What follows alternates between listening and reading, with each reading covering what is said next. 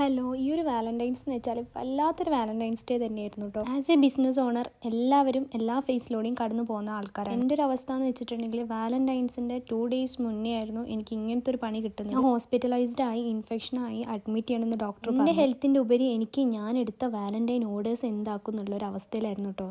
ഹോസ്പിറ്റലിൽ പോയി ട്രിപ്പ് ഇട്ട ടൈമിലും എൻ്റെ മനസ്സിൽ ഈ ഓർഡേഴ്സൊക്കെ ഞാൻ എങ്ങനെ ഡിസ്പാച്ച് ചെയ്യുന്നുള്ള ഒരൊറ്റ ചിന്തയായിരുന്നു എൻ്റെ മനസ്സിൽ ഓടിക്കൊണ്ടിരിക്കുന്നത്. ഞാനൊരു ടൈമിൽ തന്നെ സ്റ്റോറി ഇട്ടിട്ടുണ്ടായിരുന്നു, ആരൊക്കെ മെസ്സേജ് അയച്ചാലും ഞാൻ ജസ്റ്റ് ഹോസ്പിറ്റലാണ്, റിപ്ലൈ കാര്യങ്ങളൊക്കെ തരാം. അത് കണ്ടിട്ട് ഒരുപാട് കസ്റ്റമർ, എനിക്ക് റീസെൻ്റ്ലി വർക്ക് തന്ന ഒരുപാട് കസ്റ്റമേഴ്സ് ആയിരുന്നു എനിക്ക് മെസ്സേജ് അയച്ചത്. അപ്പോൾ ആൾക്കാരോടൊക്കെ ഞാൻ പറയുന്ന ഒരു കാര്യം എന്ന് വെച്ചിട്ടുണ്ടെങ്കിൽ ഞാൻ എല്ലാവർക്കും ഓൺ ടൈം വർക്ക് ഡിസ്പാച്ച് ചെയ്യും. ബട്ട് അവരുടെയൊക്കെ ആൻസേഴ്സ് എന്ന് വെച്ചിട്ടുണ്ടെങ്കിൽ അതൊക്കെ അവിടെ നിൽക്കട്ടെ, അതൊക്കെ ഒരു സെക്കൻഡറി ആയിട്ടുള്ള കാര്യമല്ലേ. നിങ്ങൾ നിങ്ങളുടെ ഹെൽത്ത് നോക്ക്, നിങ്ങളാദ്യം നിങ്ങളുടെ ഹെൽത്ത് കാര്യങ്ങളൊക്കെ അന്വേഷിക്കാൻ വേണ്ടിയിട്ട് മാത്രം ഞങ്ങൾ മെസ്സേജ് അയച്ചതാണ്. നിങ്ങൾ ആദ്യം റെസ്റ്റ് എടുക്കുക, എന്നിട്ട് മതി നമ്മുടെ ഓർഡേഴ്സ് കാര്യങ്ങളൊക്കെ ഡിസ്പാച്ച്. 1-2 മെസ്സേജ് അല്ല, എനിക്ക് വർക്ക് തന്ന മിക്ക കസ്റ്റമേഴ്സും പറയുന്ന ഒരു അവസ്ഥയാണിത്.